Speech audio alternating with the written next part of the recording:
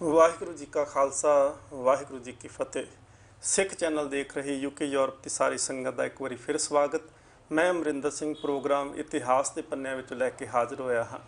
अज असी गलबात करांगे धन गुरु अंगद देव महाराज पातशाह जी के गुरता गद्दी पुरब के उपर। साडे नाल बहुत ही सत्कारयोग प्रोफैसर हरपिंदर सिंह जी बेबे नानकी सिख मिशनरी काल सुल्तानपुर लोधी तो अज साडे नाल जुड़े हैं। आओ स्वागत करते हैं, फतेह की सांझ करते हैं। भाई साहब जी वाहिगुरु जी का खालसा वाहिगुरु जी की फतेह।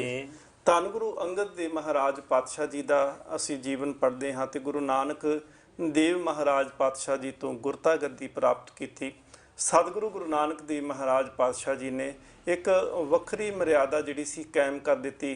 पहले समय नूं असीं देखते हैं कि पहले समयां दे विच की हुंदा सी कि धार्मिक जगत दे विच जां दुनियावी तौर दे उत्ते भी कोई उच्ची पदवी दे उपर जिस वेले पहुंचदा सी ते उनदे पिछों जिहड़ा वारस हुंदा सी उनदा परिवार दा ही कोई जी होया करदा सी, भाव कि उनदी संतान दे विचों ही उन्हां दा कोई वारस बन जांदा सी। पर गुरु नानक देव महाराज पातशाह ने जगत दे विच जो पहलां हो चुकिया सी उन्होंने बदल दिता। जिवें धन गुरु नानक देव महाराज पातशाह ने जो रीत चलाई, गुरु गोबिंद सिंह महाराज पातशाह जी ने ਉਹੀ ਜਿਹੜੀ ਸੀ ਰੀਤ ਨੂੰ ਬਰਕਰਾਰ ਰੱਖਦਿਆਂ ਹੋਇਆਂ ਸਤਿਗੁਰੂ ਗੁਰੂ ਗੋਬਿੰਦ ਸਿੰਘ ਮਹਾਰਾਜ ਪਾਤਸ਼ਾਹ ਜੀ ਨੇ ਕਹਿ ਦਿੱਤਾ ਸੀ ਕਿ ਉਹ ਸਾਹਿਬ ਮੈਂ ਉਸਕਾ ਚਿਹਰਾ। ਧੰਨ ਗੁਰੂ ਨਾਨਕ ਦੇਵ ਮਹਾਰਾਜ ਜੀ ਦਾ ਫਲਸਫੇ ਨੂੰ ਹੀ 10 ਗੁਰੂ ਸਾਹਿਬਾਨ ਨੇ ਚਲਾਉਣਾ ਕੀਤਾ ਹੈ ਤੇ ਸਤਿਗੁਰੂ ਗੁਰੂ ਨਾਨਕ ਦੇਵ ਮਹਾਰਾਜ ਪਾਤਸ਼ਾਹ ਜੀ ਦੇ ਆਪਣੀ ਹਯਾਤੀ ਦੇ ਅੰਦਰ ਹੀ ਅੱਜ ਵਾਂਗ ਨਹੀਂ ਕਿ ਜਦੋਂ ਕੋਈ ਡੇਰੇਦਾਰ ਜਾਂ ਕੋਈ ਸੰਸਥਾ ਦਾ ਕੋਈ ਮਾਲਕ ਜਾਂ ਕੋਈ ਉੱਚ ਅਹੁਦੇ ਵਾਲਾ ਚੜ੍ਹਾਈ ਕਰਦਾ ਹੈ ਤੇ ਉਸ ਤੋਂ ਬਾਅਦ ਵਿੱਚ ਝਗੜਾ ਹੁੰਦਾ ਹੈ ਕਿ ਉਸ ਦੀ ਜਗ੍ਹਾ ਦੇ ਉੱਪਰ ਕਿਸਨੇ ਬੈਠਣਾ ਹੈ। ਗੁਰੂ ਨਾਨਕ ਦੇਵ ਮਹਾਰਾਜ ਪਾਤਸ਼ਾਹ ਜੀ ਨੇ ਆਪ ਇਹ ਨਿਰਣਾ ਕਰ ਦਿੱਤਾ ਸੀ ਆਪਣੇ ਜਿਉਂਦਿਆਂ ਹੀ, ਆਪਣੇ ਸਰੀਰ ਦੇ ਵਿੱਚ ਰਹਿੰਦਿਆਂ ਹੀ। ਧੰਨ ਗੁਰੂ ਨਾਨਕ ਦੇਵ ਮਹਾਰਾਜ ਪਾਤਸ਼ਾਹ ਜੀ ਨੇ ਸਿੱਖੀ ਦੇ ਵਾਸਤੇ ਜੋ ਤੋਹਾ ਜੁਗਤ ਸਾਏ ਸਹਿਕਾਇਆ ਫਿਰ ਪਲਟੀਏ ਦੇ ਮਹਾਵਾਕਾਂ ਅਨੁਸਾਰ अपना उच्च अधिकारी जिहड़ा सी वो चुन लिया सी। सो भाई साहब जी तुहानूं अज असीं ये पुछांगे कि धन गुरु अंगद देव महाराज पातशाह जी जिन्हां दा पहला नाम असीं इतिहास दे विच भाई लहना करके पढ़दे हाँ, उन्हां दा जन्म कदों कित्थे ते किन्हां दे गृह विखे होया है? वाहिगुरु जी का खालसा वाहिगुरु जी की फतेह। धन धन श्री गुरु अंगद देव जी महाराज जी का प्रकाश मत्ते दी सरां ਜ਼ਿਲ੍ਹਾ ਫਿਰੋਜ਼ਪੁਰ ਦੇ ਵਿੱਚ ਗ੍ਰਹਿ ਮਾਤਾ ਦਇਆ ਕੌਰ ਜੀ ਦੀ ਕੁੱਖੋਂ ਹੋਇਆ। ਗੁਰੂ ਸਾਹਿਬ ਜੀ ਬਚਪਨ ਤੋਂ ਹੀ ਧਾਰਮਿਕ ਬਿਰਤੀ ਦੇ ਸਨ। ਜਦ ਵੀ ਉਹ ਸਮਾਂ ਲੱਗਦਾ ਆਪਣੇ ਧਰਮ ਕਰਮ ਦੇ ਕੰਮਾਂ ਦੇ ਵਿੱਚ ਜਾਂਦੇ ਤੇ ਨਾਲ ਹੀ ਗੁਰੂ ਸਾਹਿਬ ਜੀ ਜੋ ਹਿੰਦੂ ਮਤ ਦੇ ਅਨੁਸਾਰ ਦੇਵੀ ਦੀ ਯਾਤਰਾ 'ਤੇ ਵੀ ਜਾਇਆ ਕਰਦੇ ਸਨ। ਗੁਰੂ ਸਾਹਿਬ ਜੀ ਨੇ ਜੀਵਨ ਦੇ ਵਿੱਚ ਪਹਿਲਾਂ ਜੋ ਇਹ ਧਾਰਮਿਕ ਰੀਤਾਂ ਆਉਂਦੀਆਂ ਹਨ ਉਹਦੇ ਅਨੁਸਾਰ ਹੀ ਆਪਣੇ ਜੀਵਨ ਨੂੰ ਚਲਾਇਆ।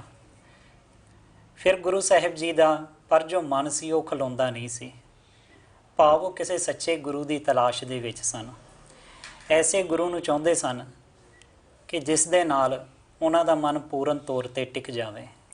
ਭਾਈ ਸਾਹਿਬ ਜੀ ਜਦੋਂ ਅਸੀਂ ਗੁਰੂ ਅੰਗਦ ਦੇਵ ਜੀ ਦਾ ਜੀਵਨ ਪਹਿਲਾਂ ਪੜ੍ਹਿਆ, ਜਿਵੇਂ ਆਪ ਜੀ ਨੇ ਗੱਲ ਕੀਤੀ ਕਿ ਉਹ ਭਾਈ ਲਹਿਣੇ ਦੇ ਰੂਪ ਦੇ ਵਿੱਚ ਪਹਿਲਾਂ ਦੇਵੀ ਦੀ ਪੂਜਾ ਕਰਿਆ ਕਰਦੇ ਸੀ ਤੇ ਜਦੋਂ ਅਸੀਂ ਪੜ੍ਹਦੇ ਹਾਂ ਕਿ ਫਿਰ ਇਹ ਜੀਵਨ ਦੇ ਵਿੱਚ ਪਰਿਵਰਤਨ ਕਿਸ ਵੇਲੇ ਆ ਗਿਆ। ਜੀਵਨ ਜਿਹੜਾ ਸੀ ਇਹ ਸਿੱਖੀ ਦੇ ਮਾਰਗ ਦੇ ਉੱਤੇ ਤੁਰ ਪਿਆ। ਜਿਵੇਂ ਮਨ ਦੇ ਵਿੱਚ ਇਹ ਖਾਹਿਸ਼ ਸੀ ਉਹਨਾਂ ਦੇ ਕਿ ਮੈਂ ਅਜੇ ਤੱਕ ਮਨ ਜਿਹੜਾ ਹੈ ਉਹ ਸ਼ਾਂਤ ਨਹੀਂ ਹੈ ਤੇ ਇਹ ਮਨ ਗੁਰੂ ਨਾਨਕ ਦੇ ਰਸਤੇ ਦੇ ਉੱਪਰ ਕਿਸ ਤਰੀਕੇ ਨਾਲ ਤੁਰਿਆ। ਸਭ ਤੋਂ ਪਹਿਲਾਂ ਗੁਰੂ ਨਾਨਕ ਦੇਵ ਮਹਾਰਾਜ ਜੀ ਜਾਂ ਉਹਨਾਂ ਦੀ ਬਾਣੀ ਤੋਂ ਕਿਵੇਂ ਪ੍ਰਭਾਵਿਤ ਹੁੰਦੇ ਹਨ? ਦੇਖੋ ਭਾਈ ਸਾਹਿਬ ਜੀ, ਜਿਸ ਵੇਲੇ ਗੁਰੂ ਸਾਹਿਬ ਜੀ ਨੂੰ ਸੱਚੇ ਗੁਰੂ ਭਾਵ ਗੁਰੂ ਨਾਨਕ ਸਾਹਿਬ ਜੀ ਦਾ ਮਿਲਾਪ ਪ੍ਰਾਪਤ ਹੋਇਆ, ਉਸ ਵੇਲੇ ਉਹ ਨਹੀਂ ਜਾਣਦੇ ਸਨ ਕਿ ਇਹ ਕੌਣ ਨੇ। ਆਪਾਂ ਸਾਖੀ ਦੇ ਵਿੱਚ ਸੁਣਦੇ ਹਾਂ, ਜੋ ਇਤਿਹਾਸ ਵਿੱਚ ਆਉਂਦਾ ਹੈ ਕਿ ਗੁਰੂ ਸਾਹਿਬ ਜੀ ਨੇ ਜਿਸ ਵੇਲੇ ਗੁਰੂ ਨਾਨਕ ਸਾਹਿਬ ਜੀ ਨੂੰ ਪਹਿਲੀ ਵਾਰੀ ਮਿਲੇ ਨੇ ਤੇ ਗੁਰੂ ਸਾਹਿਬ ਘੋੜੀ ਦੇ ਉੱਪਰ ਜਾ ਰਹੇ ਸਨ ਜੀ ਤੇ ਉਹਨਾਂ ਗੁਰੂ ਨਾਨਕ ਸਾਹਿਬ ਜੀ ਨੂੰ ਹੀ ਪੁੱਛਿਆ ਕਿ ਨਾਨਕ ਦਾ ਘਰ ਕਿੱਥੇ ਹੈ, ਨਾਨਕ ਗੁਰੂ ਜੀ ਕਿੱਥੇ ਰਹਿੰਦੇ ਹਨ। ਤੇ ਗੁਰੂ ਸਾਹਿਬ ਜੀ ਨੇ ਆਪ ਹੀ ਉਹਨਾਂ ਦੀ ਲਗਾਮ ਫੜ ਲਈ ਤੇ ਕਿਹਾ ਕਿ ਆ ਜਾਓ, ਮੈਂ ਤੁਹਾਨੂੰ ਨਾਨਕ ਕੋਲ ਲੈ ਚੱਲਦਾ ਹਾਂ। ਇਹ ਤੇ ਭਾਈ ਸਾਹਿਬ ਜਦੋਂ ਧੰਨ ਗੁਰੂ ਨਾਨਕ ਦੇਵ ਮਹਾਰਾਜ ਜੀ ਦੇ ਨਾਲ ਮਿਲਾਪ ਕਰਨ ਵਾਸਤੇ ਭਾਈ ਲਹਿਣਾ ਜੀ ਤੁਰਦੇ ਨੇ ਤੇ ਇਹ ਉਸ ਵੇਲੇ ਘਟਨਾ ਵਾਪਰਦੀ ਹੈ। ਇਸ ਤੋਂ ਪਹਿਲਾਂ ਜਦੋਂ ਭਾਈ ਜੋਧ ਦੇ ਮੁਖ ਤੋਂ ਬਾਣੀ ਸੁਣਦੇ ਹਨ ਤੇ ਉਹ ਜਿਹੜੀ ਘਟਨਾ ਹੈ ਉਹ ਕਿਵੇਂ ਹੈ ਇਤਿਹਾਸ ਦੇ ਅੰਦਰ? ਜਦੋਂ ਗੁਰੂ ਸਾਹਿਬ ਜੀ ਨੇ ਭਾਈ ਜੋਧ ਜੀ ਦੇ ਮੁਖ ਤੋਂ ਬਾਣੀ ਸੁਣੀ ਤਾਂ ਉਹਨਾਂ ਨੂੰ ਲੱਗਿਆ ਕਿ ਐਸੀ ਮਿੱਠੀ ਬਾਣੀ ਜੋ ਉਹਨਾਂ ਦੇ ਮਨ ਨੂੰ ਸ਼ਾਂਤੀ ਆਈ, ਇਹ ਕਰਮ ਕਾਂਡਾਂ ਦੇ ਵਿੱਚ ਜਾਂ ਹੋਰ ਤੀਰਥ ਅਸਥਾਨਾਂ ਦੀਆਂ ਯਾਤਰਾ ਦੇ ਵਿੱਚ ਐਸੀ ਸ਼ਾਂਤੀ ਨਹੀਂ ਸੀ ਆਈ। ਪਰ ਜਦੋਂ ਉਹਨਾਂ ਗੁਰੂ ਸਾਹਿਬ ਜੀ ਦੀ ਸੱਚੀ ਬਾਣੀ ਨੂੰ ਸੁਣਿਆ ਜੀ ਤੇ ਉਹਨਾਂ ਦਾ ਮਨ ਜੋ ਟਿਕ ਗਿਆ ਤੇ ਮਨ ਨੂੰ ਠੰਡ ਪਈ ਤੇ ਉਹਨਾਂ ਸੋਚਿਆ ਕਿ ਜਿਸ ਦੀ ਇਹ ਬਾਣੀ ਹੈ ਮੈਂ ਉਸ ਦੇ ਵੀ ਦਰਸ਼ਨ ਕਰਨੇ ਚਾਹੁੰਦਾ ਹਾਂ।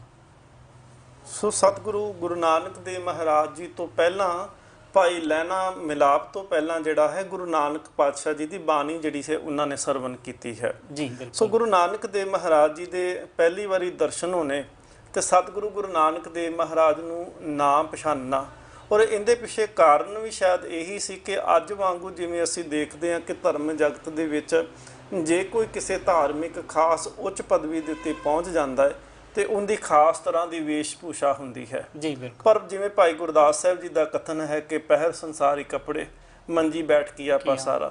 ਸੋ ਗੁਰੂ ਨਾਨਕ ਦੇਵ ਮਹਾਰਾਜ ਜੀ ਦੀ ਜੇ ਪਛਾਣ ਨਾ ਆਉਣੀ, ਭਾਈ ਲਹਿਣੇ ਨੇ ਪਹਿਲੀ ਵਾਰੀ ਪੁੱਛਣਾ ਕਿ ਗੁਰੂ ਨਾਨਕ ਕਿੱਥੇ ਹਨ ਤੇ ਉਹਨਾਂ ਦਾ ਘਰ ਕਿੱਥੇ ਹੈ। ਸ਼ਾਇਦ ਇਹੀ ਕਾਰਨ ਉਹਨਾਂ ਦੇ ਜੀਵਨ ਦੇ ਵਿੱਚ ਰਿਹਾ ਜਦੋਂ ਪਹਿਲਾ ਮਿਲਾਪ ਹੁੰਦਾ ਹੈ।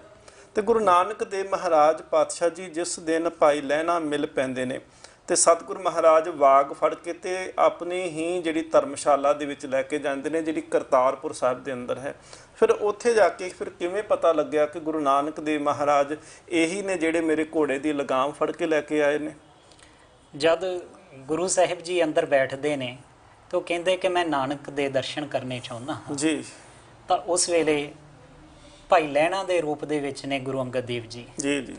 ਤੇ ਉਹ ਜਦ ਦੇਖਦੇ ਨੇ ਤੇ ਕਹਿੰਦੇ ਕਿ ਜਦ ਗੁਰੂ ਦੇ ਦਰਸ਼ਨ ਕਰਨੇ ਹਨ ਤੇ ਆਪਣੇ ਮਨ ਨੂੰ ਪਹਿਲਾਂ ਤਿਆਰ ਕਰਨਾ ਪੈਂਦਾ ਹੈ। ਬਿਲਕੁਲ ਜੀ। ਮਨ ਦੇ ਵਿੱਚ ਇੰਨਾ ਬੈਰਾਗ ਸੀ ਕਿ ਉਹ ਤੜਫ ਰਹੇ ਸਨ ਕਿ ਸੱਚੇ ਗੁਰੂ ਦੇ ਦਰਸ਼ਨ ਹੋ ਜਾਣ। ਬਿਲਕੁਲ ਜੀ। ਜਦ ਉਹਨਾਂ ਦੇਖਿਆ ਗੁਰੂ ਸਾਹਿਬ ਜੀ ਆਪ ਆ ਕੇ ਸਾਹਮਣੇ ਆਸਨ ਤੇ ਬੈਠ ਗਏ ਤੇ ਸੱਚੇ ਗੁਰੂ ਨੇ ਉਹਨਾਂ ਦੇ ਉੱਤੇ ਮਿਹਰ ਕੀਤੀ, ਤਾਂ ਹੀ ਉਹਨਾਂ ਨੂੰ ਪਤਾ ਲੱਗਿਆ ਕਿ ਇਹ ਸੱਚੇ ਗੁਰੂ ਹਨ। ਕਿ ਗੁਰੂ ਮਿਹਰਬਾਨ ਹੋ ਕੇ ਤਰੁੱਠ ਪਿਆ। ਜੀ। ਗੁਰੂ ਨੇ ਚਾਹਿਆ ਕਿ ਹੁਣ ਲਹਿਣੇ ਨੂੰ ਪਤਾ ਲੱਗ ਜਾਏ ਕਿ ਮੈਂ ਅਸਲੀ ਗੁਰੂ ਹਾਂ, ਸੱਚਾ ਗੁਰੂ ਹਾਂ। ਫਿਰ ਹੀ ਉਹਨਾਂ ਨੂੰ ਪਛਾਣ ਹੋਈ ਕਿ ਇਹੀ ਸੱਚੇ ਗੁਰੂ ਨੇ, ਇਹੀ ਗੁਰੂ ਨਾਨਕ ਨੇ। ਜਿਵੇਂ ਇਤਿਹਾਸ ਦੇ ਵਿੱਚੋਂ ਡਾਕਟਰ ਬਲਬੀਰ ਸਿੰਘ ਉਹਨਾਂ ਨੂੰ ਪੜ੍ਹਦੇ ਆ ਜੀ। ਤੇ ਡਾਕਟਰ ਬਲਬੀਰ ਸਿੰਘ ਉਹਨਾਂ ਨੇ ਬੜਾ ਸੋਹਣਾ ਮਿਲਾਪ ਲਿਖਿਆ ਹੈ ਗੁਰੂ ਨਾਨਕ ਦੇਵ ਮਹਾਰਾਜ ਤੇ ਭਾਈ ਲਹਿਣੇ ਦਾ। ਹਾਂਜੀ। ਕਹਿੰਦੇ ਭਾਈ ਲਹਿਣੇ ਦੀਆਂ ਅੱਖਾਂ ਦੇ ਵਿੱਚੋਂ ਉਸ ਵੇਲੇ ਅਥਰੂ ਸਨ ਜੀ। ਤੇ ਗੁਰੂ ਨਾਨਕ ਦੇਵ ਮਹਾਰਾਜ ਪਾਤਸ਼ਾਹ ਜੀ ਨੇ ਪੁੱਛਿਆ ਸੀ ਪੁਰਖਾ, ਉਸ ਵੇਲੇ ਬਚਨ ਇਹੀ ਸੀ ਕਹਿੰਦੇ ਉਹਨਾਂ ਨੇ ਲਿਖੇ ਕਿ ਪੁਰਖਾ ਰੋਂਦਾ ਕਿਉਂ ਹੈ, ਅੱਖਾਂ 'ਚ ਨੀਰ ਕਿਉਂ ਹੈ? ਤੇ ਕਹਿੰਦਾ ਮਹਾਰਾਜ ਮੈਂ ਤਾਂ ਪਹਿਲੇ ਦਿਨ ਹੀ ਭੁੱਲ ਕਰ ਬੈਠਾ, ਮੈਂ ਤਾਂ ਤੁਹਾਡੇ ਦਰਸ਼ਨਾਂ ਨੂੰ ਆਇਆ ਸੀ ਤੇ ਮਹਾਰਾਜ ਮੈਂ ਭੁੱਲ ਕੀਤੀ ਏ ਤੇ ਤੁਸੀਂ ਘੋੜੀ ਦੇ ਅੱਗੇ ਲਗਾਮ ਫੜ ਕੇ ਤੁਰਦੇ ਪਏ ਹੋ ਤੇ ਮੈਂ ਘੋੜੀ ਤੇ ਚੜਿਆ ਸੀ। ਕਹਿੰਦੇ ਗੁਰੂ ਨਾਨਕ ਦੇਵ ਮਹਾਰਾਜ ਉਸ ਵੇਲੇ ਪੁੱਛਦੇ ਨੇ ਕਿ ਪੁਰਖਾ ਤੇਰਾ ਨਾਂ ਨਹੀਂ ਪੁੱਛਿਆ। ਤੇ ਸਤਿਗੁਰੂ ਮਹਾਰਾਜ ਨੂੰ ਹੱਥ ਜੋੜ ਕੇ ਉਸ ਵੇਲੇ ਭਾਈ ਲਹਿਣੇ ਨੇ ਕਿਹਾ ਸੀ ਸਤਿਗੁਰੂ ਮਹਾਰਾਜ ਪਿਤਾ ਮਾਤਾ ਨੇ ਮੇਰਾ ਨਾਮ ਲਹਿਣਾ ਰੱਖਿਆ ਹੈ। ਤੇ ਸਤਿਗੁਰੂ ਮਹਾਰਾਜ ਕਹਿੰਦੇ ਲਹਿਣੇਦਾਰ ਤੇ ਘੋੜੀਆਂ ਤੇ ਚੜ ਕੇ ਆਉਂਦੇ ਹਨ। ਬੜਾ ਖੂਬਸੂਰਤ ਉੱਥੇ ਜ਼ਿਕਰ ਭਾਈ ਡਾਕਟਰ ਬਲਬੀਰ ਸਿੰਘ ਉਹਨਾਂ ਨੇ ਕੀਤਾ ਹੈ। ਗੁਰੂ ਨਾਨਕ ਦੇਵ ਮਹਾਰਾਜ ਪਾਤਸ਼ਾਹ ਜੀ ਨੇ ਫਿਰ ਉਲਟਿਓ ਗੰਗ ਵਹਾਏ ਉਹਨਾਂ ਕਿ ਉਹ ਅੱਜ ਜਿਹੜਾ ਸੀ ਉਹ ਕਸਵੱਟੀ ਤੇ ਗੁਰੂ ਅੰਗਦ ਦੇਵ ਮਹਾਰਾਜ ਨੂੰ ਭਾਈ ਲਹਿਣੇ ਨੂੰ ਰੱਖਿਆ ਕਿ ਜਿਸ ਕਸਵੱਟੀ ਦੇ ਉੱਤੇ ਪਰਖ ਕਰਕੇ ਗੁਰੂ ਨਾਨਕ ਦੇਵ ਮਹਾਰਾਜ ਨੇ ਆਪਣੇ ਅਸਥਾਨ ਦੇ ਉੱਤੇ ਭਾਵ ਕਿ ਗੁਰਤਾ ਗੱਦੀ ਦੇ ਉੱਤੇ ਭਾਈ ਲਹਿਣੇ ਨੂੰ ਬਿਠਾਉਣਾ ਹੈ। ਤੇ ਜਦੋਂ ਅਸੀਂ ਸਾਖੀਆਂ ਦੇ ਰੂਪ ਦੇ ਵਿੱਚ ਪੜ੍ਹਦੇ ਹਾਂ, ਕਿਉਂਕਿ 1532 ਤੋਂ ਲੈ ਕੇ ਤੇ 1539 ਤੱਕ ਦਾ 7 ਸਾਲ ਦਾ ਸਮਾਂ ਹੈ ਜੀ, ਤੇ ਉਹਦੇ ਵਿੱਚ ਜਿਹੜੀਆਂ ਸਾਖੀਆਂ ਦੇ ਰੂਪ ਦੇ ਵਿੱਚ ਪਰਖ ਗੁਰੂ ਨਾਨਕ ਦੇਵ ਮਹਾਰਾਜ ਕਰਦੇ ਨੇ ਭਾਈ ਲਹਿਣੇ ਦੀ, ਤੇ ਉਹ ਕਿਹੜੀ ਸਤਿਗੁਰੂ ਮਹਾਰਾਜ ਨੇ ਪਰਖ ਕੀਤੀ ਤੇ ਉਹ ਕਿਹੜੀ ਕਸਵੱਟੀ ਤੇ ਜਿਹੜਾ ਸੀ ਗੁਰੂ ਅੰਗਦ ਦੇਵ ਮਹਾਰਾਜ ਨੂੰ ਪੂਰਨ ਤੌਰ ਤੇ ਜਾਣ ਕੇ ਤੇ ਫਿਰ ਉਚਿਤਕਾਰੀ ਦੇਖਿਆ ਹੈ? ਜੀ ਬਿਲਕੁਲ। ਜੋ ਸਾਖੀਆਂ ਆਉਂਦੀਆਂ ਨੇ ਉਹਨਾਂ ਦੇ ਅਨੁਸਾਰ ਕੁਝ ਕੁ ਸਾਖੀਆਂ ਹੀ ਇਤਿਹਾਸ ਦਾ ਹਿੱਸਾ ਬਣਦੀਆਂ ਹਨ। ਬਿਲਕੁਲ ਜੀ, ਬਿਲਕੁਲ। ਕਿ ਗੁਰੂ ਸਾਹਿਬ ਜੀ ਦੀ ਅੱਜ ਇਹ ਪਰਖ ਕੀਤੀ ਗਈ। ਜਿਵੇਂ ਇੱਕ ਵਾਰੀ ਦੀ ਆਪਾਂ ਸਾਖੀ ਜਾਣਦੇ ਹਾਂ ਕਿ ਗੁਰੂ ਸਾਹਿਬ ਜੀ ਨੇ ਇੱਕ ਜੋ ਕੋਲਾ ਸੀ ਉਹ ਛੱਪੜ ਦੇ ਵਿੱਚ ਸੁੱਟ ਦਿੱਤਾ। ਬਿਲਕੁਲ ਜੀ। ਤੇ ਕਹਿ ਦਿੱਤਾ ਕਿ ਜਾ ਕੇ ਇਹਨੂੰ ਕੋਲੇ ਨੂੰ ਕੱਢ ਲਿਆਓ। ਬਿਲਕੁਲ। ਪਹਿਲਾਂ ਆਪਣੇ ਪੁੱਤਰਾਂ ਦੀ ਪਰਖ ਵੀ ਕੀਤੀ। ਉਹਦੇ ਬਾਅਦ ਜਦ ਗੁਰੂ ਸਾਹਿਬ ਜੀ ਨੂੰ ਕਿਹਾ, ਜੋ ਉਸ ਵੇਲੇ ਭਾਈ ਲਹਿਣਾ ਜੀ ਦੇ ਰੂਪ ਵਿੱਚ ਮੌਜੂਦ ਨੇ, ਜੀ ਜੀ, ਤੇ ਗੁਰੂ ਸਾਹਿਬ ਜੀ ਨੇ ਕੋਈ ਸਵਾਲ ਨਹੀਂ ਕੀਤਾ, ਭਾਵ ਹੁਕਮ ਮੰਨਣ ਦੀ ਗੱਲ ਸੀ ਜੀ। ਇਸੇ ਪ੍ਰਕਾਰ ਜੇ ਕਿਹਾ ਕਿ ਮਠਿਆਈਆਂ ਦਰਖਤ ਤੋਂ ਝੜਨਗੀਆਂ, ਬਿਲਕੁਲ, ਤੇ ਉਹ ਗੁਰੂ ਦਾ ਹੁਕਮ ਮੰਨਣ ਦੀ ਗੱਲ ਸੀ। ਬਿਲਕੁਲ। ਜੇਕਰ ਮੁਰਦਾ ਖਾਣ ਦੀ ਗੱਲ ਹੁੰਦੀ ਹੈ ਬਿਲਕੁਲ, ਤੇ ਗੁਰੂ ਸਾਹਿਬ ਜੀ ਨੇ ਕਿਹਾ ਕਿ ਦੱਸੋ ਪਾਤਸ਼ਾਹ ਜੀਓ ਕਿਹੜੇ ਪਾਸੇ ਤੋਂ ਸ਼ੁਰੂ ਕਰਾਂ। ਬਿਲਕੁਲ। ਭਾਵ ਗੁਰੂ ਸਾਹਿਬ ਜੀ ਦੇ ਅੰਦਰ ਐਸਾ ਨਿਮਰਤਾ, ਹੁਕਮ ਮੰਨਣ ਦੀ ਗੱਲ ਐਸੀ ਘਰ ਕਰ ਗਈ ਕਿ ਉਹ ਗੁਰੂ ਨਾਨਕ ਦਾ ਹੀ ਰੂਪ ਹੋ ਗਏ। ਬਾਣੇ ਗੁਰ ਅੰਗਦ ਆਇਆ। ਭਾਵ ਗੁਰੂ ਸਾਹਿਬ ਜੀ ਗੁਰੂ ਨਾਨਕ ਦਾ ਹੀ ਜਦ ਰੂਪ ਹੋ ਗਏ। ਬਿਲਕੁਲ। ਤੇ ਪ੍ਰੀਖਿਆਵਾਂ ਇੱਕ ਨਹੀਂ, ਅਨੇਕਾਂ ਨੇ। ਜਿਵੇਂ ਆਪਾਂ ਦੇਖਦੇ ਹਾਂ ਸਾਖੀਆਂ ਦੇ ਵਿੱਚ ਕੁਝ ਕੁ ਪ੍ਰੀਖਿਆਵਾਂ ਆ ਜਾਂਦੀਆਂ ਹਨ, ਪਰੰਤੂ ਜਿਹੜੀਆਂ ਇਹ ਪ੍ਰੀਖਿਆਵਾਂ ਨਿੱਤ ਹੀ ਗੁਰੂ ਘਰ ਦੇ ਵਿੱਚ ਹੁੰਦੀਆਂ ਨੇ, ਜੋ ਇਤਿਹਾਸ ਦਾ ਕੁਝ ਕੁ ਸਾਖੀਆਂ ਹਿੱਸਾ ਬਣ ਜਾਂਦੀਆਂ ਹਨ। ਪਰ ਗੁਰੂ ਸਾਹਿਬ ਤੇ ਹਰ ਰੋਜ਼ ਹੀ ਆਪਣੇ ਸਿੱਖ ਦੀ ਪ੍ਰੀਖਿਆ ਲੈਂਦੇ ਹਨ। ਸਤਿਗੁਰੂ ਗੁਰੂ ਨਾਨਕ ਦੇਵ ਮਹਾਰਾਜ ਪਾਤਸ਼ਾਹ ਜੀ ਦੇ ਆਪਣੇ ਵੀ ਬਚਨ ਨੇ ਕਿ ਹੁਕਮ ਮੰਨਿਆ ਹੋਵੇ ਪ੍ਰਵਾਨ ਤਾਂ ਖਸਮੇ ਕਾ ਮਹਿਲ ਪਾਏ ਸੀ। ਕਿ ਗੁਰੂ ਨਾਨਕ ਦਾ ਘਰ ਇੱਕ ਐਸਾ ਘਰ ਹੈ ਜਿਸ ਘਰ ਦੇ ਵਿੱਚ ਹੁਕਮ ਮੰਨਣ ਵਾਲਾ ਪ੍ਰਵਾਨ ਚੜ੍ਹਦਾ ਹੈ। ਤੇ ਸਤਿਗੁਰੂ ਮਹਾਰਾਜ ਗੁਰੂ ਨਾਨਕ ਦੇਵ ਜੀ ਕਹਿੰਦੇ ਨੇ ਕਿ ਇਕੱਲਾ ਪ੍ਰਵਾਨ ਹੀ ਨਹੀਂ ਚੜ੍ਹਦਾ, ਧੰਨ ਗੁਰੂ ਨਾਨਕ ਦੇਵ ਮਹਾਰਾਜ ਕਹਿੰਦੇ ਨੇ ਤਾਂ ਖਸਮੇ ਕਾ ਮਹਿਲ ਪਾਏ ਸੀ, ਉਹਨੂੰ ਮਾਲਕ ਦਾ ਘਰ ਪ੍ਰਾਪਤ ਹੋ ਜਾਂਦਾ ਹੈ।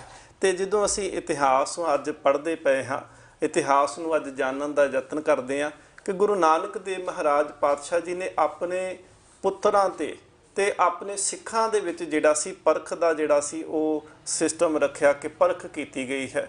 ਤੇ ਧੰਨ ਗੁਰੂ ਨਾਨਕ ਦੇਵ ਮਹਾਰਾਜ ਪਾਤਸ਼ਾਹ ਜੀ ਇੱਕ ਪਾਸੇ ਆਪਣੇ ਪੁੱਤਰਾਂ ਨੂੰ ਪਰਖਦੇ ਨੇ, ਜਿਵੇਂ ਭਾਈ ਸਾਹਿਬ ਹੋਣੀ ਪ੍ਰੋਫੈਸਰ ਹਰਪਿੰਦਰ ਸਿੰਘ ਜੀ ਹੋਣੀ ਦੱਸਦੇ ਪਏ ਨੇ ਕਿ ਗੁਰੂ ਨਾਨਕ ਦੇਵ ਮਹਾਰਾਜ ਪਹਿਲੋਂ ਸ੍ਰੀ ਚੰਦ ਬਾਬਾ ਜੀ ਨੂੰ ਆਖਦੇ ਨੇ, ਬੇਟਾ ਕਿ ਕੌਲਾ ਡਿੱਗ ਪਿਆ ਹੈ ਚਿੱਕੜ ਦੇ ਵਿੱਚ ਜੀ। ਤੇ ਅੱਗੋਂ ਜਵਾਬ ਇਹੀ ਸੀ ਕਿ ਪਿਤਾ ਜੀ ਹੋਰ ਵੀ ਬਹੁਤ ਨੇ ਜੀ। ਤੇ ਜਦੋਂ ਦੂਸਰੀ ਗੱਲ ਹੁੰਦੀ ਆਪਣੇ ਲਖਮੀ ਦਾਸ ਪੁੱਤਰ ਨੂੰ ਆਖਦੇ ਤੇ ਉਹ ਵੀ ਜਵਾਬ ਬਿਲਕੁਲ ਹੀ ਉਸੇ ਤਰੀਕੇ ਦਾ ਹੀ ਦਿੰਦੇ ਨੇ ਜਿਵੇਂ ਦੇ ਵੱਡੇ ਭਰਾ ਬਾਬਾ ਸ੍ਰੀ ਚੰਦ ਜੀ ਦਿੰਦੇ ਨੇ।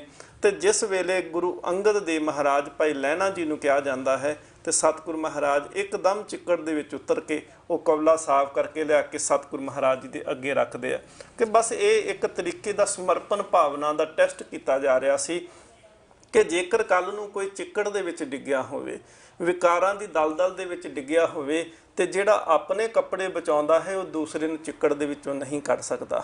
ਸੋ ਇਸ ਕਰਕੇ ਇਹ ਜ਼ਰੂਰੀ ਸੀ ਕਿ ਕਿਸੇ ਡੁੱਬੇ ਹੋਏ ਨੂੰ, ਕਿਸੇ ਚਿੱਕੜ ਦੇ ਵਿੱਚ ਡਿੱਗੇ ਹੋਏ ਨੂੰ ਜੇਕਰ ਕੱਢਣਾ ਹੈ ਤੇ ਆਪਣੇ ਕੱਪੜੇ ਲਬੇੜਨ ਨੂੰ ਵੀ ਜਿਹੜਾ ਤਿਆਰ ਹੋਵੇ, ਆਪਣਾ ਜੀਵਨ ਕੁਰਬਾਨ ਕਰਨ ਨੂੰ ਵੀ ਜਿਹੜਾ ਤਿਆਰ ਹੋਵੇ, ਉਹੀ ਸਮਰਪਣ ਭਾਵਨਾ ਉਹਦੇ ਅੰਦਰ ਪੈਦਾ ਹੁੰਦੀ ਹੈ ਤੇ ਉਹੀ ਗੁਰੂ ਨਾਨਕ ਦੀ ਗੁਰਤਾ ਦੇ ਯੋਗ ਹੋ ਸਕਦਾ ਹੈ।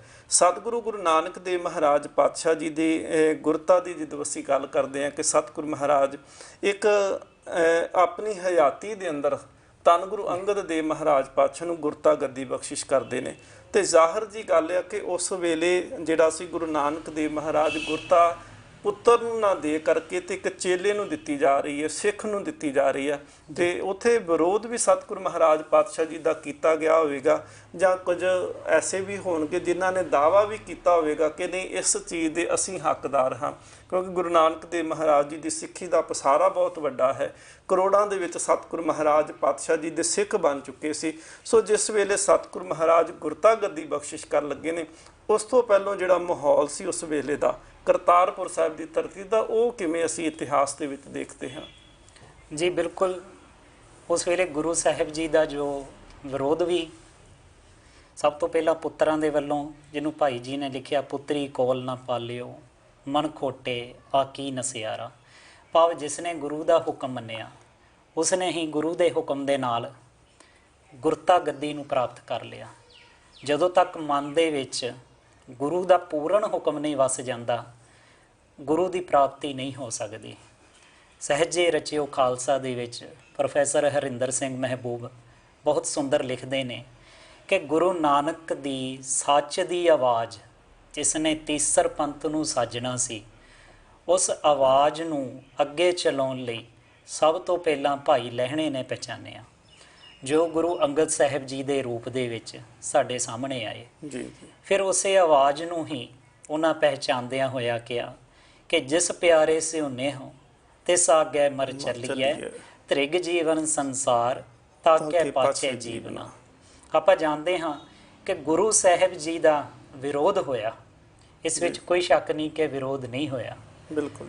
ਫਿਰ ਗੁਰੂ ਨਾਨਕ ਸਾਹਿਬ ਜੀ ਦੇ ਕਹੇ ਤੇ ਹੀ ਗੁਰੂ ਅੰਗਦ ਸਾਹਿਬ ਜੀ ਮਾਈ ਸਭਰਾਈ ਜੀ ਦੇ ਘਰ ਖਡੂਰ ਵਿਖੇ ਆ ਕੇ ਵਸ ਗਏ। ਖਡੂਰ ਸਾਹਿਬ ਵਿੱਚ ਪਾਤਸ਼ਾਹ ਨੇ ਜਦੋਂ ਆਪਣੇ ਅੰਦਰ ਅਜਰ ਨੂੰ ਜਰ ਲਿਆ ਸੀ, ਜੋ ਇੰਨੀ ਵੱਡੀ ਤਾਕਤ ਗੁਰਤਾ ਗੱਦੀ ਦੀ ਭਾਵ ਅਕਾਲ ਦਾ ਰੂਪ ਹੋ ਗਏ ਸੀ, ਉਸ ਨੂੰ ਹੀ ਆਪਣੇ ਵਿੱਚ ਪ੍ਰਾਪਤ ਕਰ ਲਿਆ ਸੀ।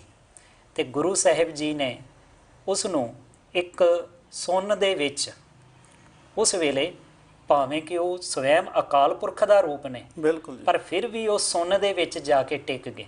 ਬਿਲਕੁਲ ਜੀ, ਮਾਤਾ ਸਭਰਾਈ ਜੀ ਦੇ ਘਰ ਵਿਖੇ ਬਿਲਕੁਲ ਗੁਰੂ ਸਾਹਿਬ ਜੀ ਕਹਿੰਦੇ ਕਿ ਕਿਸੇ ਨੂੰ ਮਿਲਦੇ ਨਹੀਂ ਸੀ, ਬਿਲਕੁਲ ਕਿਸੇ ਦੇ ਨਾਲ ਗੱਲਬਾਤ ਨਹੀਂ ਹੁੰਦੀ ਸੀ, ਜੀ, ਪਰੰਤੂ ਇਹ ਕੀ ਸੀ, ਇਹ ਉਹ ਅਕਾਲ ਪੁਰਖ ਹੀ ਜਾਣੇ, ਜਾਂ ਗੁਰੂ ਸਾਹਿਬ ਜਾਣਦੇ ਕਿ ਉਹਨਾਂ ਦੇ ਮਨ ਵਿੱਚ ਉਸ ਵੇਲੇ ਕੀ ਸੀ, ਕਿ ਉਹ ਗੁਰੂ ਨਾਨਕ ਦਾ ਰੂਪ ਹੋ ਕੇ ਵੀ ਗੁਰੂ ਸਾਹਿਬ ਜੀ ਕਿਸੇ ਨੂੰ ਮਿਲ ਨਹੀਂ ਰਹੇ ਸੀ। ਬਿਲਕੁਲ ਇਤਿਹਾਸ ਵਿੱਚ ਇਹ ਵੀ ਆਉਂਦਾ ਹੈ ਕਿ ਜੀ, ਉਸ ਵੇਲੇ ਗੁਰੂ ਨਾਨਕ ਸਾਹਿਬ ਜੀ ਵੀ ਪਾਤਸ਼ਾਹ ਨੂੰ ਇੱਕ ਵਾਰੀ ਮਿਲਣ ਲਈ ਆਉਂਦੇ ਨੇ। ਬਿਲਕੁਲ ਜੀ। ਭਾਈ ਸਾਹਿਬ ਜੀ, ਜਦੋਂ ਅਸੀਂ ਚਲੋ ਇਤਿਹਾਸ ਦੀ ਗੱਲ ਕਰਦੇ ਹਾਂ ਕਿ ਗੁਰੂ ਅੰਗਦ ਦੇਵ ਮਹਾਰਾਜ ਪਾਤਸ਼ਾਹ ਜੀ, ਉਹਨਾਂ ਨੇ ਮਾਤਾ ਸਭਰਾਈ ਦੇ ਘਰ ਦੇ ਵਿੱਚ ਆਪਣੇ ਆਪ ਨੂੰ ਜਿਹੜਾ ਸੀ ਉਸ ਵੇਲੇ ਜਿਹੜੇ ਬਚਨ ਵਰਤੇ ਗਏ ਕਿ ਲੁਕੋ ਲਿਆ ਹੈ ਜੀ।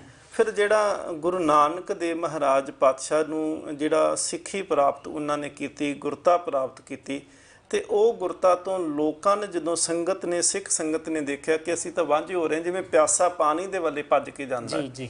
ਤੇ ਮ੍ਰਿਗ ਦੀ ਭਾਲ ਵੀ ਹੁੰਦੀ ਹੈ ਕਿ ਉਹ ਜਿੱਥੇ ਵੀ ਪਾਣੀ ਹੋਵੇ ਉਹ ਦੌੜ ਕਰਕੇ ਉਸ ਪਾਸੇ ਨੂੰ ਜਾਂਦਾ ਹੈ। ਤੇ ਗੁਰੂ ਨਾਨਕ ਦੇਵ ਮਹਾਰਾਜ ਜੀ ਦਾ ਰੂਪ ਭਾਈ ਲਹਿਣਾ ਗੁਰੂ ਅੰਗਦ ਦੇਵ ਮਹਾਰਾਜ ਪਾਤਸ਼ਾਹ ਜੀ ਜਦੋਂ ਬਣ ਜਾਂਦੇ ਨੇ, ਫਿਰ ਉਹਨਾਂ ਨੂੰ ਫਿਰ ਸਿੱਖ ਸੰਗਤ ਦੇ ਅੱਗੇ ਪ੍ਰਗਟ ਕਿਵੇਂ ਕੀਤਾ ਜਾਂਦਾ ਹੈ? ਜੀ ਬਿਲਕੁਲ, ਤੁਹਾਡੀ ਗੱਲ ਇਹ ਸੋਹਣਾ ਨੇ ਸੱਚ ਹੈ ਜੀ, ਕਿ ਪਿਆਸਾ ਪਾਣੀ ਵੱਲ ਨੂੰ ਭੱਜ ਕੇ ਜਾਏਗਾ। ਜੀ। ਇਸੇ ਪ੍ਰਕਾਰ ਸਿੱਖ ਸੰਗਤਾਂ ਵਿਆਕੁਲ ਸਨ, ਤੇ ਉਸ ਵੇਲੇ ਉਹਨਾਂ ਬੇਨਤੀ ਕੀਤੀ ਬਾਬਾ ਬੁੱਢਾ ਸਾਹਿਬ ਜੀ ਨੂੰ ਜੀ, ਕਿ ਗੁਰੂ ਸਾਹਿਬ ਜੀ ਦੇ ਦਰਸ਼ਨ ਕਰਵਾਏ ਜਾਣ। ਬਿਲਕੁਲ। ਤੇ ਬਾਬਾ ਬੁੱਢਾ ਜੀ ਨੇ ਐਸੀ ਜੁਗਤ ਕੀਤੀ ਜੀ, ਕਿ ਗੁਰੂ ਸਾਹਿਬ ਜੀ ਨੂੰ ਕਿਹਾ ਕਿ ਪਾਤਸ਼ਾਹ ਜੀਓ, ਤੁਸੀਂ ਪ੍ਰਗਟ ਹੋ ਕੇ ਦਰਸ਼ਨ ਦਿਓ। ਬਿਲਕੁਲ। ਜੇਕਰ ਤੁਸੀਂ ਦਰਸ਼ਨ ਨਹੀਂ ਦਿਓਗੇ ਤਾਂ ਸਿੱਖਾਂ ਦਾ ਜਿਉਣਾ ਕਿਵੇਂ ਰਹਿ ਜਾਏਗਾ? ਬਿਲਕੁਲ। ਤੇ ਬਾਬਾ ਬੁੱਢਾ ਜੀ ਦੇ ਰਾਹੀਂ ਸਿੱਖ ਸੰਗਤਾਂ ਨੇ ਗੁਰੂ ਸਾਹਿਬ ਜੀ ਦੇ ਅੱਗੇ ਜੋ ਬੇਨਤੀ ਕੀਤੀ, ਗੁਰੂ ਸਾਹਿਬ ਜੀ ਨੇ ਉਸ ਨੂੰ ਪ੍ਰਵਾਨ ਕੀਤਾ। ਤੇ ਗੁਰੂ ਸਾਹਿਬ ਗੁਰੂ ਅੰਗਦ ਦੇ ਰੂਪ ਦੇ ਵਿੱਚ ਜੋ ਵਿਰਾਜਮਾਨ ਸਨ, ਉਹ ਪ੍ਰਗਟ ਹੋ ਕੇ ਸਿੱਖ ਸੰਗਤਾਂ ਨੂੰ ਦਰਸ਼ਨ ਦੇਣੇ ਗੁਰੂ ਸਾਹਿਬ ਸ਼ੁਰੂ ਕੀਤੇ। ਤੇ ਗੁਰੂ ਸਾਹਿਬ ਜੀ ਦੇ ਇਸ ਦੇ ਨਾਲ ਹੀ ਇੱਕ ਪਾਸੇ ਜਿੱਥੇ ਸ਼ਬਦ ਦਾ ਲੰਗਰ ਚਲਾਇਆ, ਨਾਲ ਹੀ ਗੁਰੂ ਸਾਹਿਬ ਜੀ ਨੇ ਉੱਥੇ ਬੈਠ ਕੇ ਜੋ ਸਰੀਰ ਦਾ ਲੰਗਰ ਹੈ ਉਹ ਵੀ ਚਲਾਇਆ। ਪ੍ਰਤੱਖ ਰੂਪ ਦੇ ਵਿੱਚ ਗੁਰੂ ਸਾਹਿਬ ਉੱਥੇ ਹਾਜ਼ਰ ਹੋ ਗਏ। ਜਿਸ ਤਰ੍ਹਾਂ ਇਤਿਹਾਸਕ ਹਵਾਲੇ ਮਿਲਦੇ ਨੇ ਕਿ ਗੁਰੂ ਨਾਨਕ ਦੇਵ ਮਹਾਰਾਜ ਪਾਤਸ਼ਾਹ ਜੀ ਨੇ ਗੁਰਤਾ ਦੇ ਨਾਲ ਸਤਿਗੁਰੂ ਮਹਾਰਾਜ ਨੂੰ ਆਪਣੀ ਬਾਣੀ ਜਿਹੜੀ ਸਤਿਗੁਰੂ ਗੁਰੂ ਨਾਨਕ ਦੇਵ ਮਹਾਰਾਜ ਨੇ ਉਚਾਰਨ ਕੀਤੀ, ਤੇ ਭਗਤਾਂ ਦੀ ਬਾਣੀ ਜਿਹੜੀ ਇਕੱਤਰ ਕੀਤੀ ਸੀ। ਤਿਤ ਮਹਿਲ ਜੋ ਸ਼ਬਦ ਹੁਆ ਸੋ ਪੋਥੀ ਗੁਰੂ ਅੰਗਦ ਜੋਗ ਕੀ।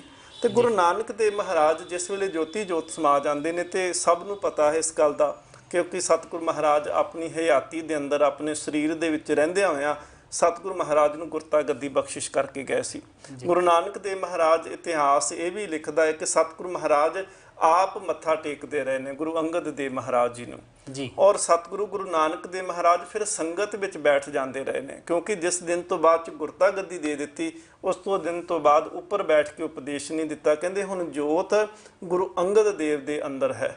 ਤੇ ਜਿਸ ਦਿਨ ਸਤਿਗੁਰੂ ਮਹਾਰਾਜ ਜੋਤੀ ਜੋਤ ਸਮਾ ਜਾਂਦੇ ਨੇ, ਕਹਿੰਦੇ ਉਸ ਵੇਲੇ ਗੁਰੂ ਅੰਗਦ ਦੇਵ ਮਹਾਰਾਜ ਪਾਤਸ਼ਾਹ ਜੀ ਨੂੰ ਪੁੱਛਿਆ ਸੀ, ਕਿਉਂਕਿ ਗੁਰੂ ਸਾਹਿਬ ਜੀ ਦਾ ਪਾਵਨ ਸਰੀਰ ਪ੍ਰਾਪਤ ਨਹੀਂ ਸੀ ਹੋਇਆ, ਇੱਕ ਕੇਵਲ ਚਾਦਰ ਸੀ, ਤੇ ਚਾਦਰ ਦੇ ਹੀ ਕਹਿੰਦੇ ਨੇ 2 ਟੁਕੜੇ ਕੀਤੇ ਗਏ।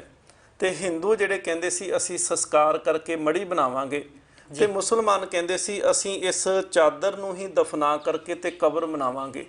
ਤੇ ਜਦੋਂ ਸਿੱਖਾਂ ਨੇ ਜਾਂ ਜਗਿਆਸੂਆਂ ਨੇ ਆ ਕਰਕੇ ਗੁਰੂ ਅੰਗਦ ਦੇਵ ਮਹਾਰਾਜ ਨੂੰ ਪੁੱਛਿਆ ਸੀ ਸੱਚੇ ਪਾਤਸ਼ਾਹ ਕਿ ਗੁਰੂ ਨਾਨਕ ਦੇਵ ਮਹਾਰਾਜ ਪਾਤਸ਼ਾਹ ਫਿਰ ਮੜੀ ਦੇ ਵਿੱਚ ਸਮਾਏ ਹਨ ਕਿ ਕਬਰ ਦੇ ਵਿੱਚ ਸਮਾਏ ਹਨ, ਗੋਰ ਦੇ ਵਿੱਚ, ਤੇ ਗੁਰੂ ਅੰਗਦ ਦੇਵ ਮਹਾਰਾਜ ਜੀ ਦਾ ਉਸ ਵੇਲੇ ਉਹਨਾਂ ਨੂੰ ਉੱਤਰ ਕੀ ਸੀ? ਗੁਰੂ ਸਾਹਿਬ ਜੀ ਨੇ ਜਦ ਗੁਰੂ ਨਾਨਕ ਸਾਹਿਬ ਜੀ ਦਾ ਸਰੀਰ ਪ੍ਰਾਪਤ ਨਹੀਂ ਹੋਇਆ ਜੀ, ਤੇ ਗੁਰੂ ਅੰਗਦ ਸਾਹਿਬ ਜੀ ਨੇ ਕਿਹਾ ਕਿ ਬਾਬਾ ਨਾਨਕ ਇਸ ਸਰੀਰਾਂ ਦੇ ਵਿੱਚ ਨਹੀਂ ਹੈ, ਬਿਲਕੁਲ ਉਹ ਸ਼ਬਦ ਦੇ ਵਿੱਚ ਹੈ ਜੀ, ਜਿਸ ਨੂੰ ਭਾਈ ਸੰਤੋਖ ਸਿੰਘ ਜੀ ਚੂੜਾਮਨ ਨੇ ਬਹੁਤ ਸੁੰਦਰ ਲਿਖਿਆ ਹੈ ਕਿ ਗੁਰੂ ਅੰਗਦ ਨੂੰ ਸਰੀਰਾਂ ਦੇ ਵਿੱਚ ਨਾ ਲੱਭੋ, ਉਹ ਤਾਂ ਗੁਰੂ ਅੰਗਦ ਦੇ ਹਿਰਦੇ ਦੇ ਵਿੱਚ ਟਿਕ ਗਏ। ਗੁਰੂ ਨਾਨਕ ਸਾਹਿਬ ਜੀ ਗੁਰੂ ਅੰਗਦ ਜੀ ਦੇ ਹਿਰਦੇ ਦੇ ਵਿੱਚ ਨੇ। ਜੀ ਜੀ ਬਿਲਕੁਲ। ਬਾਬਾ ਮੜੀ ਨਾ ਮਸਾਣ ਗੁਰ ਅੰਗਦ ਕੇ ਹੀਏ ਮਾਹੇ। ਬਿਲਕੁਲ ਜੀ, ਕਿ ਉਹ ਗੁਰੂ ਅੰਗਦ ਸਾਹਿਬ ਜੀ ਦੇ ਹਿਰਦੇ ਦੇ ਵਿੱਚ ਨੇ, ਭਾਵ ਗੁਰੂ ਨਾਨਕ ਕੋਈ ਸਰੀਰ ਨਹੀਂ ਸੀ। ਜੀ ਜੀ ਗੁਰੂ ਨਾਨਕ ਸਰੀਰ ਰਾਹੀਂ ਵਿਚਰੇ ਨੇ, ਜੀ ਜੀ ਪਰੰਤੂ ਉਹ ਸਰੀਰ ਨਹੀਂ, ਜੋਤ ਉਹ ਇੱਕ ਰੂਪ ਜੋਤ ਸਨ, ਉਹ ਜੋਤ ਇੱਕ ਰੂਪ ਸ਼ਬਦ ਹਰ ਸੀ, ਆਪ ਗੁਰੂ ਨਾਨਕ ਕਹਾਇਓ। ਗੁਰੂ ਨਾਨਕ ਕਹਾਇਓ। ਜੀ ਜੀ ਇਹ ਵੀ ਵੇਖਣ ਚ ਆਉਂਦਾ ਹੈ ਕਿ ਹੋਰਿਓ ਗੰਗ ਵਹਾਇਓ, ਜੀ ਜੀ ਭਾਵ ਗੁਰੂ ਗ੍ਰੰਥ ਸਾਹਿਬ ਜੀ ਦੀ ਬਾਣੀ ਕਿ ਗੁਰੂ ਸਾਹਿਬ ਜੀ ਨੇ ਉਲਟੀ ਗੰਗਾ ਵਹਾ ਦਿੱਤੀ ਜੀ ਜੀ ਕਿ ਚੇਲਾ ਗੁਰੂ ਬਣ ਗਿਆ। ਗੁਰ ਚੇਲੇ ਰਹਿ ਰਾਸ ਕੀ।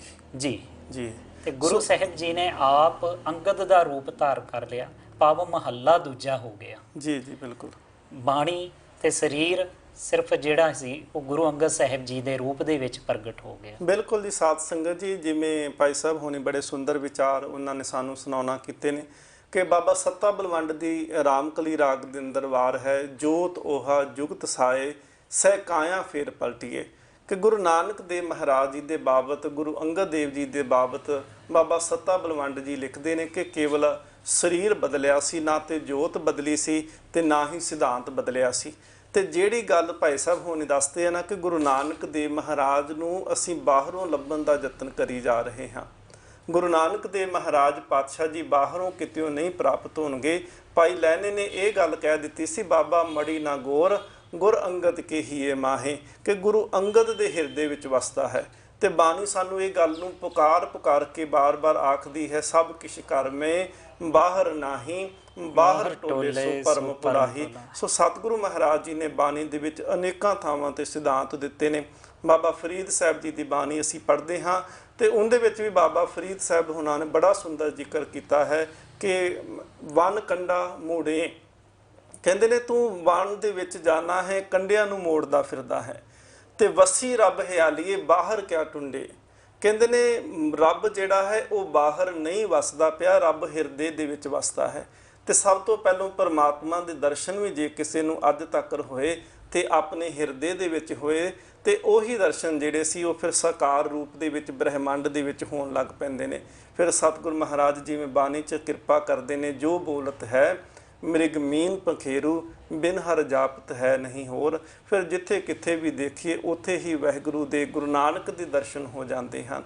ਸੋ ਅੱਜ ਦਾ ਅਸੀਂ ਪ੍ਰੋਗਰਾਮ ਖਾਸ ਪੇਸ਼ਕਸ਼ ਸੀ ਧੰਨ ਗੁਰੂ ਅੰਗਦ ਦੇਵ ਮਹਾਰਾਜ ਪਾਤਸ਼ਾਹ ਜੀ, ਸਤਿਗੁਰੂ ਗੁਰੂ ਨਾਨਕ ਦੇਵ ਮਹਾਰਾਜ ਪਾਤਸ਼ਾਹ ਜੀ ਦੀ ਅਣਥੱਕ ਸੇਵਾ ਕੀਤੀ। ਘਾਲ ਮਰਦੀ ਘਾਲੀ, ਬਾਬਾ ਬਲਵੰਡ ਜੀ ਦੇ ਬੱਚੇ ਨੇ, ਮਰਦਾਂ ਵਾਲੀ ਉਹਨਾਂ ਦੀ ਘਾਲਣਾ ਸੀ। ਤੇ ਲੰਬੀ ਘਾਲਣਾ ਤੋਂ ਬਾਅਦ ਗੁਰੂ ਨਾਨਕ ਦੇਵ ਮਹਾਰਾਜ ਪਾਤਸ਼ਾਹ ਜੀ ਦੇ ਅਕੀਦੇ ਦੇ ਉੱਤੇ ਪ੍ਰਵਾਨ ਚੜੇ, ਸਤਿਗੁਰੂ ਮਹਾਰਾਜ ਜੀ ਦੀ ਕਸਵੱਟੀ ਦੇ ਉੱਤੇ ਪ੍ਰਵਾਨ ਚੜ ਜਾਂਦੇ ਨੇ। ਤੇ ਧੰਨ ਗੁਰੂ ਨਾਨਕ ਦੇਵ ਮਹਾਰਾਜ ਪਾਤਸ਼ਾਹ ਜੀ ਆਪੇ ਗੁਰਚੇਲਾ ਦੀ ਜਿਹੜੀ ਰੀਤ ਗੁਰੂ ਗੋਬਿੰਦ ਸਿੰਘ ਮਹਾਰਾਜ ਨੇ ਅੱਗੇ ਜਾ ਕੇ ਜਿਹਨੂੰ ਪੰਥ ਨੂੰ ਬਖਸ਼ਿਸ਼ ਕਰ ਦਿੱਤੀ, ਉਹੀ ਰੀਤ ਧੰਨ ਗੁਰੂ ਨਾਨਕ ਦੇਵ ਮਹਾਰਾਜ ਨੇ ਆਰੰਭਤਾ ਕਰ ਦਿੱਤੀ ਸੀ। ਸੋ ਸਤਿਗੁਰੂ ਮਹਾਰਾਜ ਪਾਤਸ਼ਾਹ ਜੀ ਦਾ ਇਹ ਪਾਵਨ ਗੁਰਤਾ ਗੱਦੀ ਦਿਵਸ ਸਮੁੱਚੇ ਵਿਸ਼ਵ ਦੇ ਵਿੱਚ ਸਿੱਖ ਸੰਗਤ ਮਨਾ ਰਹੀ ਹੈ। ਸਤਿਗੁਰੂ ਮਹਾਰਾਜ ਪਾਤਸ਼ਾਹ ਬਖਸ਼ਿਸ਼ ਕਰਨ, ਜਿਹੜਾ ਸਿਧਾਂਤ ਸਤਿਗੁਰੂ ਮਹਾਰਾਜ ਨੇ ਸਾਨੂੰ ਬਖਸ਼ਿਸ਼ ਕੀਤਾ ਹੈ ਉਸ ਸਿਧਾਂਤ ਤੇ ਅਸੀਂ ਚੱਲ ਸਕੀਏ। ਸਤਿਗੁਰੂ ਮਹਾਰਾਜ ਕਿਰਪਾ ਕਰਨ। ਭਾਈ ਸਾਹਿਬ ਅਖੀਰ ਦੇ ਉੱਤੇ ਪ੍ਰੋਗਰਾਮ ਦੇ ਵਿੱਚ ਸਮਾਪਤੀ ਦੇ ਵੇਲੇ ਸਮੇਂ ਵੇਲੇ ਜਿਹੜਾ ਪ੍ਰੋਗਰਾਮ ਵੱਧਦਾ ਪਿਆ ਹੈ, ਸੋ ਅਸੀਂ ਅੱਜ ਦਾ ਜੋ ਸਿੱਖ ਸੰਗਤ ਨੂੰ ਕੋਈ ਸੰਦੇਸ਼ ਕਿ ਗੁਰੂ ਸਾਹਿਬ ਜੀ ਦੇ ਜੀਵਨ ਦੇ ਵਿੱਚੋਂ ਅਸੀਂ ਜੇਕਰ ਕੋਈ ਸਿੱਖਿਆ ਲੈਣੀ ਹੋਵੇ ਤੇ ਗੁਰੂ ਅੰਗਦ ਦੇਵ ਮਹਾਰਾਜ ਪਾਤਸ਼ਾਹ ਨੇ ਜਿਹੜੀ ਘਾਲ ਘਾਲੀ ਹੈ, ਸੇਵਾ ਜਿਸ ਤਰ੍ਹਾਂ ਕੀਤੀ ਹੈ ਤੇ ਪ੍ਰਵਾਨ ਹੁਕਮ ਨੂੰ ਮੰਨ ਕਰਕੇ ਚੜ੍ਹ ਗਏ ਹਨ, ਉਸ ਦੇ ਵਿੱਚੋਂ ਜੇਕਰ ਅਸੀਂ ਸਿੱਖਾਂ ਨੂੰ, ਆਪਣੀ ਸੰਗਤ ਨੂੰ ਸਿੱਖ ਚੈਨਲ ਦੇ ਮਾਧਿਅਮ ਦੇ ਰਾਹੀਂ ਆਪ ਜੀ ਕੋਈ ਸੰਦੇਸ਼ ਦੇਣਾ ਚਾਹੋ ਤੇ ਉਹ ਸੰਦੇਸ਼ ਗੁਰੂ ਅੰਗਦ ਦੇਵ ਮਹਾਰਾਜ ਜੀ ਦੇ ਗੁਰਤਾ ਗੱਦੀ ਨੂੰ ਜਿਹੜਾ ਕੀ ਸਮਰਪਣ ਹੋ ਕੇ ਅਸੀਂ ਦੇਵਾਂਗੇ ਜੀ। ਜੀ, ਗੁਰੂ ਸਾਹਿਬ ਜੀ ਦੀ ਸਿੱਖਿਆ, ਗੁਰੂ ਅੰਗਦ ਸਾਹਿਬ ਜੀ ਦੇ ਜੀਵਨ ਤੋਂ ਜੋ ਸਿੱਖਿਆ ਮਿਲਦੀ ਹੈ ਉਸ ਦੇ ਵਿੱਚ ਸਾਨੂੰ ਇਹੀ ਹੈ ਕਿ ਗੁਰੂ ਸਾਹਿਬ ਜੀ ਨੇ ਹੁਕਮ ਮੰਨਣ ਦੀ ਗੱਲ ਸਾਨੂੰ ਕਹੀ ਹੈ ਕਿ ਜੇਕਰ ਅਸੀਂ ਗੁਰੂ ਦਾ ਹੁਕਮ ਮੰਨਾਂਗੇ ਤਾਂ ਹੀ ਉਸ ਦੇ ਦਰ 'ਤੇ ਪ੍ਰਵਾਨ ਹੋ ਸਕਦੇ ਹਾਂ। ਇਹ ਨਹੀਂ ਹੁਕਮ ਇੱਕ ਵਾਰੀ ਮੰਨ ਲਿਆ ਜਾਂ ਦੋ ਵਾਰੀ, ਹੁਕਮ ਨੂੰ ਸਦਾ ਹੀ ਹਰ ਵੇਲੇ ਹੀ ਮੰਨਦੇ ਰਹਿਣਾ ਹੈ, ਪਛਾਨਣਾ ਹੈ, ਉਸ ਦੀ ਰਜ਼ਾ ਦੇ ਵਿੱਚ ਰਹਿਣਾ ਹੈ ਤੇ ਸੱਚੇ ਹੁਕਮ ਦੇ ਰਾਹੀਂ ਹੀ ਉਸ ਦੇ ਦਰ 'ਤੇ ਪ੍ਰਵਾਨ ਹੋਣਾ ਹੈ। ਗੁਰੂ ਸਾਹਿਬ ਨੇ ਹੁਕਮ ਦੇ ਰਾਹੀਂ ਹੀ ਐਸੀ ਸਿੱਖਿਆ ਦਿੱਤੀ ਕਿ ਹੋਰਾਂ ਮਤਾਂ ਨੂੰ ਛੱਡ ਕੇ ਜਾਂ ਕਰਮ ਕਾਂਡਾਂ ਨੂੰ ਛੱਡ ਕੇ ਜਦ ਅਸੀਂ ਸੱਚੇ ਗੁਰੂ ਦੇ ਨਾਲ ਜੁੜ ਜਾਵਾਂਗੇ ਤਾਂ ਅਸੀਂ ਵੀ ਉਸ ਦੇ ਦਰ 'ਤੇ ਪ੍ਰਵਾਨ ਹੋ ਜਾਵਾਂਗੇ। ਸੋ ਬਹੁਤ ਬਹੁਤ ਧੰਨਵਾਦ ਭਾਈ ਸਾਹਿਬ ਜੀ ਆਪ ਜੀ ਦਾ। ਆਪ ਜੀ ਨੇ ਬੜੇ ਸੋਹਣੇ ਵਿਚਾਰ ਜਿਹੜੇ ਹਨ ਅੱਜ ਸੰਗਤਾਂ ਦੇ ਨਾਲ ਸਾਂਝੇ ਕਰਨੇ ਕੀਤੇ ਹਨ। ਸੋ ਸਾਧ ਸੰਗਤ ਜੀ, ਜਿਵੇਂ ਭਾਈ ਲਹਿਣਾ ਜੀ ਪਹਿਲਾ ਜੀਵਨ ਭਾਈ ਸਾਹਿਬ ਹੋਣਾ ਨੇ ਦੱਸਿਆ ਕਿ ਦੇਵੀ ਦੀ ਪੂਜਾ ਕਰਦੇ ਸੀ, ਪਰ ਜਿਸ ਦਿਨ ਗੁਰੂ ਨਾਨਕ ਦੇਵ ਮਹਾਰਾਜ ਪਾਤਸ਼ਾਹ ਜੀ ਦੇ ਬਣ ਗਏ, ਉਸ ਦਿਨ ਤੋਂ ਬਾਅਦ ਗੁਰੂ ਨਾਨਕ ਦੇਵ ਮਹਾਰਾਜ ਜੀ ਦੇ ਦਰ ਨੂੰ ਛੱਡ ਕੇ ਕਿਸੇ ਹੋਰ ਦਰ ਦੇ ਉੱਪਰ ਨਹੀਂ ਗਏ। ਅੱਜ ਵੀ ਸਤਿਗੁਰੂ ਮਹਾਰਾਜ ਗੁਰੂ ਗੋਬਿੰਦ ਸਿੰਘ ਜੀ ਦਾ ਹੁਕਮ ਹੈ ਕਿ ਜਿਹੜਾ ਖਾਲਸਾ ਹੈ ਨਾ, ਉਹ ਗੁਰੂ ਦੇ ਦਰ ਨੂੰ ਛੱਡ ਕੇ ਕਿਤੇ ਹੋਰ ਨਹੀਂ ਜਾਏਗਾ। ਗੁਰੂ ਨਾਨਕ ਦੇਵ ਮਹਾਰਾਜ ਜੀ ਦੇ ਬਚਨ ਨੇ ਕਿ ਸਤਿਗੁਰੂ ਮਹਾਰਾਜ ਜੀ ਕਹਿੰਦੇ ਨੇ ਕਿ ਹਰ ਬਿਨ ਹੋਰ ਨਾ ਪੂਜੋ, ਮੜੇ ਮਸਾਨ ਨਾ ਜਾਈ, ਤ੍ਰਿਸ਼ਨਾ ਰਾਚ ਨਾ ਪਰ ਕਰ ਜਾਵਾਂ, ਤ੍ਰਿਸ਼ਨਾ ਨਾਮ ਬੁਝਾਈ। ਸਤਿਗੁਰੂ ਮਹਾਰਾਜ ਕਿਰਪਾ ਕਰਨ ਜੀ। ਗੁਰੂ ਅੰਗਦ ਦੇਵ ਮਹਾਰਾਜ ਜੀ ਦਾ ਗੁਰਤਾ ਗੱਦੀ ਮਨਾਉਂਦਿਆਂ ਅਸੀਂ ਸਤਿਗੁਰੂ ਮਹਾਰਾਜ ਜੀ ਦੇ ਜੀਵਨ ਤੋਂ ਸੇਧ ਲੈ ਕਰਕੇ ਸਦਾ ਵਾਸਤੇ ਹਮੇਸ਼ਾ ਵਾਸਤੇ ਸਤਿਗੁਰੂ ਗੁਰੂ ਨਾਨਕ ਦੇਵ ਮਹਾਰਾਜ ਜੀ ਦੇ ਚਰਨਾਂ ਨਾਲ ਜੁੜ ਜਾਈਏ। ਗੁਰੂ ਗ੍ਰੰਥ ਸਾਹਿਬ ਮਹਾਰਾਜ ਜੀ ਦੇ ਨਾਲ ਚਰਨਾਂ ਦੇ ਵਿੱਚ ਜੁੜੀਏ ਤੇ ਬਾਣੀ ਤੇ ਭਰੋਸਾ ਰੱਖੀਏ ਜੀ। ਭਾਈ ਸਾਹਿਬ ਜੀ ਆਪ ਜੀ ਦਾ ਬਹੁਤ ਬਹੁਤ ਧੰਨਵਾਦ ਜੀ। ਵਾਹਿਗੁਰੂ ਜੀ ਕਾ ਖਾਲਸਾ, ਵਾਹਿਗੁਰੂ ਜੀ ਕੀ ਫਤਿਹ।